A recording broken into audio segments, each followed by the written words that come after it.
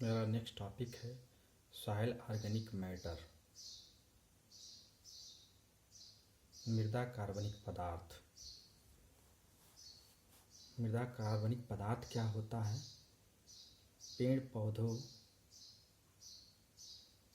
और जीव जंतुओं के सड़ने के बाद जो मिट्टी में मिल जाता है अवशेष, उसे हम कार्बन या कार्बनिक पदार्थ कहते हैं।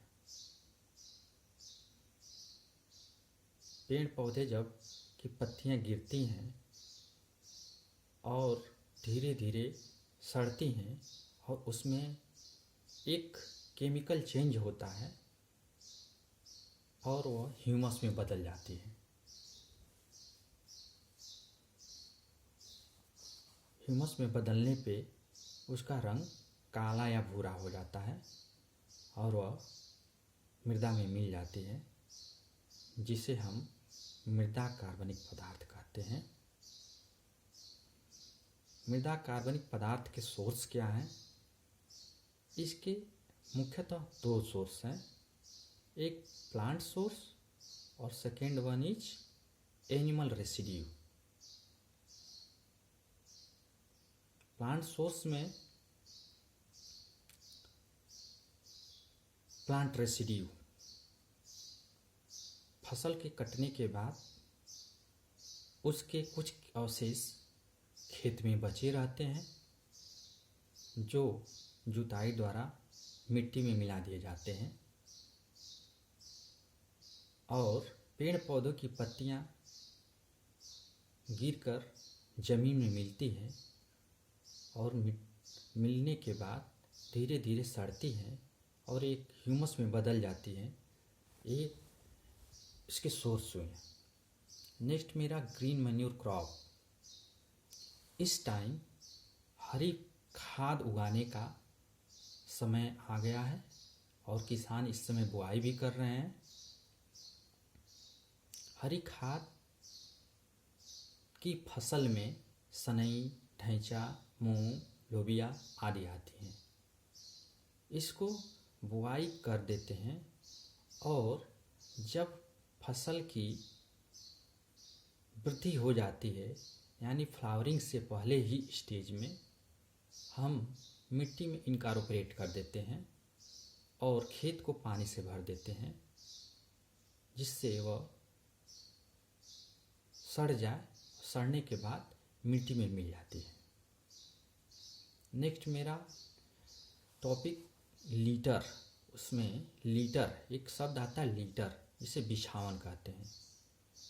जहाँ पशु होते हैं उसके रहने वाले स्थान पे उसको बिछावन, ठंडी के दिनों में बिछावन प्रयोग करते हैं। जैसे पुआल हुआ, उसे नीचे बिछा देते हैं, उसे लीटर बोलते हैं। और जब पशु उस पर रहते हैं, अपना मल मूत्र करते हैं और उस पर लग जाता है यानी सन जाता है, तो उसको हम उठाकर कहीं गड्ढे में ले जाकर इकट्ठा कर देते हैं। अब वह जब सड़ जाता है, पूरी तरह से डिकम्पोज हो जाता है, तो हम मिट्टी में मिलाते हैं। नेक्स्ट मेरा FYM, फार्म यार्ड मैन्योर, यानी गोबर की खाद। गोबर की खाद मृदा कार्बनिक पदार्थ का मेन सोर्स है, जिसमें सारे सूक्ष्म तत्व भी पाए जाते हैं जो सॉइल ऑर्गेनिक कार्बन की मात्रा को बढ़ाते हैं। कंपोस्ट, घर के कूड़े कचरे, पेड़ पौधे के अवशेष, साथ में गोबर की खाद ले जाकर एक गड्ढे में इकट्ठा करते हैं और सड़ने के बाद उसे मिट्टी में मिलाते हैं, जिसे हम कंपोस्ट कहते हैं। ऑयल कैक्स होती हैं। ऑयल कैक्स भी मृदा में कार्बनिक पदार्थ की मात्रा को बढ़ाती हैं, जैसे अंडे की खली, नीम की खली, कपास की खली। इसको देने से हमारा सॉइल ऑर्गेनिक मैटर बढ़ता है। कंजर्वेशन, अब बताएंगे conservation of organic matter in the soil. मतलब जो मेरा ऑर्गेनिक कार्बनिक पदार्थ है, उसको कैसे हम संरक्षित रखें मिट्टी में। संरक्षित रखने के क्या क्या उपाय हैं? Add of organic matter of each crop.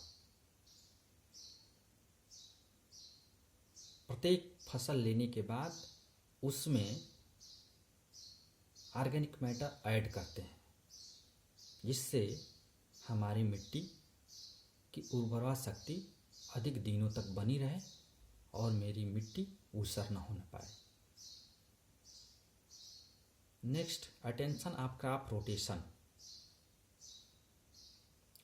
फसल चक्र पे ध्यान देना चाहिए। फसल चक्र क्या होता है? फसलों को हेर फेर कर बोना, जिससे मृदा की उर्वरता बनी रहे, उसे हम फसल चक्र कहते हैं। जैसे एक दाली फसल के बाद 2 दाली वाली फसल बोना चाहिए। गहरी जड़ वाली फसल के बाद उथली जड़ वाली फसल बोना चाहिए। कम पानी चाहने वाली फसल के बाद अधिक पानी चाहने वाली फसल बोना चाहिए। नेक्स्ट, डीप प्लाविंग, गहरी जुताई। फसल कटने के बाद गहरी जुताई कर देना चाहिए, खासकर मई जून के महीनों में।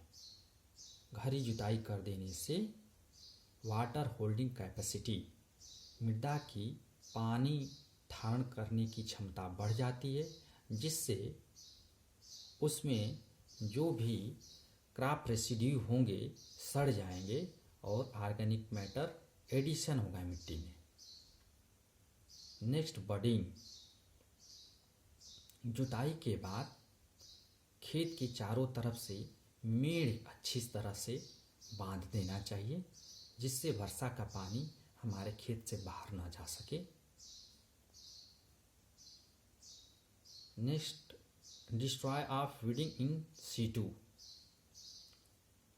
जो खरपतवार होते हैं मेरे खेत में, उसको उसी में ही जोत देना चाहिए, जिससे वो सड़ के कार्बनिक पदार्थ की मात्रा को मिट्टी में बढ़ाएं